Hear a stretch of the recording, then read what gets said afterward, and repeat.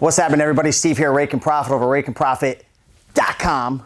I feel I'm going to get this marker on this nice dress shirt really soon. But until then, I put out a post recently on my Facebook and Instagram asking what videos you want me to cover. This was a common question I got. When should I get an LLC? When should I form a business? Now, the first thing I want to share with you guys, got to give a little disclaimer. This is really important to understand. Watching this video and doing any research on the internet, I am just a guy on the internet. That's the main thing you're gonna get out of this video. No, but seriously, I'm just a guy on the internet, right? Anything you read online, YouTube videos you watch, you've got to take it with a grain of salt because you got to understand you need to talk to a CPA specifically where you live because laws, taxes, legalities, they're all going to differ based upon where you live. This might be this might be that, this might be this might be that, depending on where you live. So I'm not a lawyer, I'm not giving you legal advice. I'm just sharing with you kind of my own experience of when I wanted to build or get my own real business instead of doing business under my own name or as a, I believe when you do your business under your own name, it's under like a sole proprietorship. But if you want to get an LLC or you're wondering when should I get an LLC or an S Corp or a legal entity, I'm going to cover some of the things that that I was thinking about. So number one, let's talk about why you want to get an LLC. So what's an LLC actually going to do? Well, there's three main parts. It's going to protect your assets. It's going to help protect you and layer you your personal assets and your personal name against lawsuits. And there's tax purposes, there's credibility built into it. So those are the main four things: protecting your assets, protecting yourself against lawsuits, because again, I'm not a lawyer, but if you think about, I don't know, if this is you right here, and let's just say you own, this is going to be really bad, you own a car. Wow, that's my car. You own a house. Look at that house. That's a single family house right there. Okay, you own a car, you own a house, maybe you've got some cash in the bank. If something happens, maybe I've heard of this happening before. Let's just say that you're selling on Amazon and you ship a product from FBA to your house, and let's just say, or to your customer's house, and they're walking up to the house and they slip and fall. What they're going to probably do is sue everybody that's involved. So they'll probably sue Amazon. They'll probably sue the postal service carrier, or they'll probably name you on the lawsuit as well. Again, don't forget, guys, I'm just a guy on the internet, but this is what I've read and this is what I've learned talking to my CPA, my lawyer. So if you are doing business under your own name or sole proprietorship, which I get mixed up with some of this terminology, they're going to be able to sue you. Steve Raiken is going to get sued.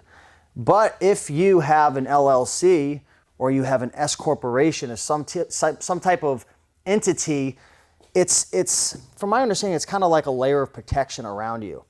So when you are running an LLC, everything passes through to you, right, when it comes to taxes at the end of the year and your income, from my understanding. But having an LLC, if you do it the right way, or an S Corp, if you do it the right way, and that's all if, because you could get sued and have an LLC, but if you're not doing things properly, like if you're running business costs through your personal name, like there's a way that lawyers can penetrate through this LLC. So all of this doesn't mean crap unless you're doing it the right way. And I'm not going to give you guys advice on that because I'm not a lawyer, okay? So if you did have an LLC or an S Corp, that lawsuit that you got named on, they're going to sue your LLC, from my understanding, which means they're only going to be able to, if they were to win, they would only be able to get the assets that are associated with your business. So that could save you a lot of money. Again, talk to a lawyer, but that's kind of like the basis premise of it. So having an LLC or some type of entity protects you against your personal assets, protects your personal name from being sued, right? Also, I know, again, I'm not going to give you guys information I'm not 100% sure about, but I believe that having an LLC allows you to have more write-offs, and there could be some benefits for saving money tax purpose-wise. Credibility. If you're running a wholesale business on eBay or Amazon, or you're trying to get wholesale accounts, they're going to want to see a business. So they're going to want to see your business name. They're going to want to see your EIN number, which is the equivalent of your social security number as a business.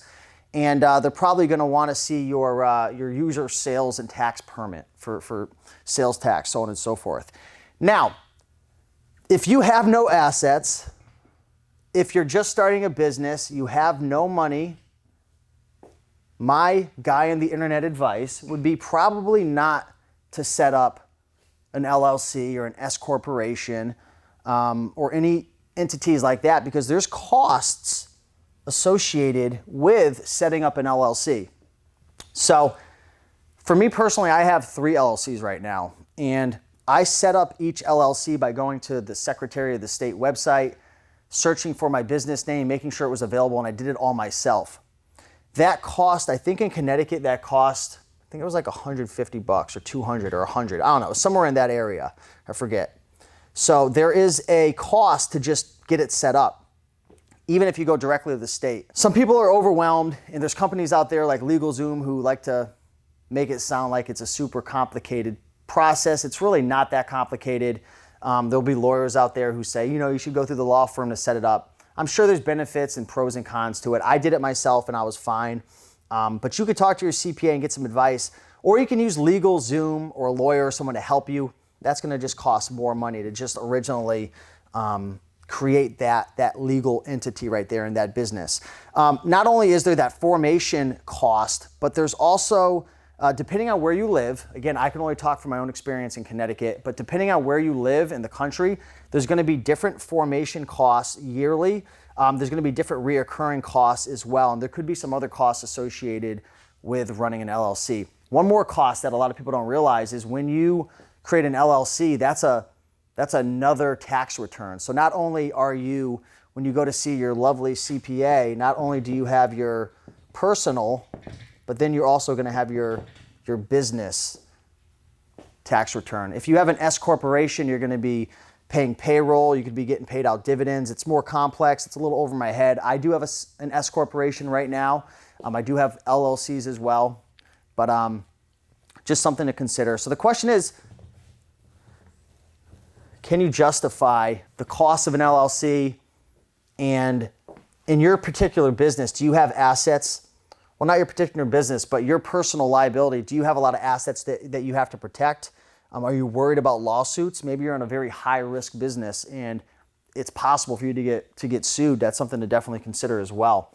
So at the end of the day, I'm a guy on the internet. Talk to a CPA, talk to a lawyer, explain to them your exact business, what your goals are, what you want to get out of it, and then they'll give you advice for how you can make sure that you're protected in the event that you were sued. Because again, all because you have an LLC, all because you have a legal entity or an S corp or whatever, doesn't mean that if you were to get sued, that it would be able to penetrate through and get to your personal. Hopefully this video helped, guys. A lot of this stuff took me a long time to learn, and I'm still learning, so make sure to talk to a professional. This is not legal advice. I'm going to be 100% straightforward. Some of these things could be a little off. Some of these things may not apply to you based on where you live. So hopefully that helped. If you guys liked this video, like, comment, subscribe, and I'll see you in the next one. Peace.